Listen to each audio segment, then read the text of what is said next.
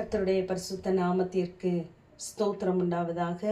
எரேமியா 31 13 நான் அவர்கள் துக்கத்தை சந்தோஷமாக மாற்றி அவர்களை தேற்றி அவர்கள் சஞ்சலம் நீங்க அவர்களை சந்தோஷப்படுத்துவேன் என்று கர்த்தர் சொல்லுவதாக நாம் வாசிக்கிறோம். இந்த அதிகாரத்தை நாம் பார்க்கும் பொழுது பட்டயத்திற்கு தப்பி மீந்த ஜனங்கள் இங்கு மீட்கப்படுவதையும் கர்த்தருடைய இரக்கம் அவர்களுக்கு பெரிதாய் விளங்கினதையும் குறித்து நாம் வாசிக்கிறோம். அவர்கள் பட்டயத்திற்கு தப்பினவர்கள், சிறையிருப்பிலிருந்து மீட்கப்பட்டவர்கள். ஆகவே அவர்களை பார்த்து தேவன் சொல்லுகிறார், நான் உன்னை மறுபடியும் கட்டுவிப்பேன், நீ கட்டப்படுவாய், இனி நீ தோய்ந்து போவதில்லை என்றெல்லாம் சொல்லி அவர்களை தேற்றுகிறார். அவர்கள் பட்ட பாடுகளை எல்லாம் துக்கங்களை எல்லாம் நான் சந்தோஷமாய் மாற்றுவேன், அவர்கள் சஞ்சலம் நீங்க அவர்களை சந்தோஷப்படுத்துவேன், என் ஜனங்கள் நான் அளிக்கும் நன்மையினாலே திருப்தி ஆவார்கள் என்று அங்கு கர்த்தர் சொல்வதாக நாம் வாசிக்கிறோம். நாமும் கூட அநேக சூழ்நிலைகளிலிருந்து, நோய்களிலிருந்து, வார்த்தைகளிலிருந்து தப்பி பிழைத்திருக்கிறோம். ஆகவேதான் இந்த நாளிலே தேவ சத்தம் நமக்கு நேராய் வந்து கொண்டிருக்கிறது.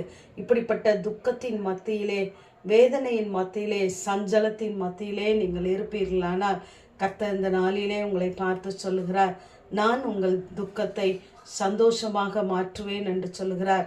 அந்த துக்கம் நம்மை வேதனைப்படுத்தி கொண்டே இருக்கும். எதை செய்தாலும், எதை நினைத்தாலும் நம்முடைய நினைவுகள் இதிலே இருக்கும். இது நம்மை வேதனைப்படுத்துவது மிகவும் பாரமாய் இருக்கும். அப்படிப்பட்ட வேதனைகளை எல்லாம் நீக்கி அவர் நம்மை தேற்றுகிறவராயிருக்கிறார். தம்முடைய வார்த்தையை அனுப்பி நம்மை தேற்றுகிற தேவன். நம்முடைய சஞ்சலம் நீங்க நம்மை சந்தோஷப்படுத்துவேன் என்று சொல்லுகிறார். நாம் அநேக நேரங்களிலே ஜெபிக்கிறோம், வேதம் வாசிக்கிறோம், தேவ சத்தத்தை கேட்கிறோம். ஆனாலும் ஒரு விதமான துக்கம் நம்மை அழுத்துமானால் தேவ சமூகத்தை நோக்கி பாருங்கள். அவர் உங்களை தோய்ந்து போக விடுகிற தேவன் அல்ல, நன்மையினாலே திருப்தியாய் நடத்துகிற தேவன் நமக்கு உண்டு. இங்கே யாத்திராகமம் 16 நாம் பார்ப்போமானால் அங்கு இஸ்ரவேல் ஜனங்கள் சிவந்த சமுத்திரத்திலிருந்து பிரயாணப்பட்டு அங்கு வரும்பொழுது தண்ணீர் கிடைக்காமல் அங்கு அலைந்து திரிகிறார்கள். அப்பொழுது அவர்கள் மாராவிலே வந்தபோது அங்குள்ள தண்ணீர் கசப்பாக இருந்தது. அதை அவர்களால் குடிக்க கூடாது இருந்தது. ஆகவே அங்கு மோசையை நோக்கி முறையிடும் பொழுது மோசே கர்த்தரை நோக்கி பார்க்கிறார். கர்த்தர் சொல்லுகிறார், அங்கு ஒரு மரத்தை காண்பித்து அதை தண்ணீரிலே போடு என்று சொன்ன உடனே, அது போட்ட உடனே அந்த தண்ணீர் மதுரமாய் மாறி போனது. ஆகவே நம்முடைய வாழ்க்கையிலும் தேவன் ஒரு மாறாவை, கசப்பான அனுபவத்தை, கசப்பான நினைவுகளை, கசப்பான செயல்களை, வார்த்தைகளை கேட்டு நாம் சோர்ந்து போயிருப்போமானால் நாம் அந்த மாறாவோடு முடிந்து விடவில்லை.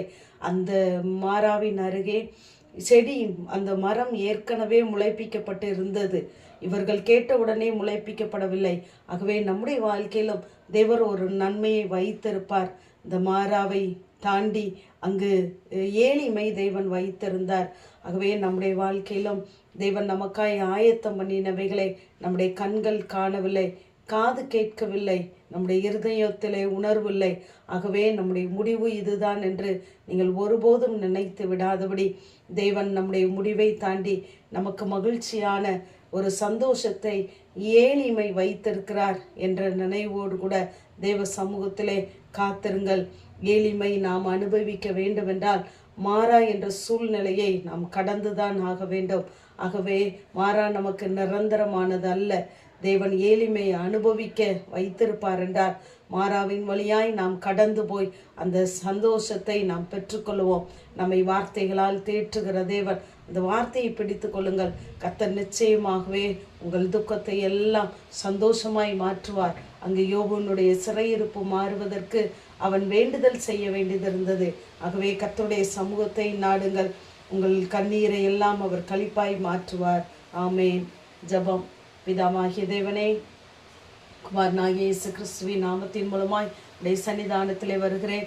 நான் அவர்கள் துக்கத்தை சந்தோஷமாக மாற்றி அவர்களை தேற்றி அவர்களை சஞ்சலம் நீங்க அவர்களை சந்தோஷப்படுத்துவேன் என்ற வேத வார்த்தையின்படி கர்த்தாவே, இந்த நாளும் துக்கத்தோடு பாரத்தோடு கூட உடைய சமூகத்திலே நிற்கிற உடைய பிள்ளைகளை கர்த்தர் நீங்கள் நினைத்தருளும்படியாய் ஜெபிக்கிறேன். அவர்களுடைய கண்ணீர்கள் எல்லாம் களிப்பாய் மாறட்டும், புலம்பல்கள் துதியாய் மாறட்டும். இயேசுவின் மூலம் ஜெபங்க எங்கள் நல்ல பிதாவே.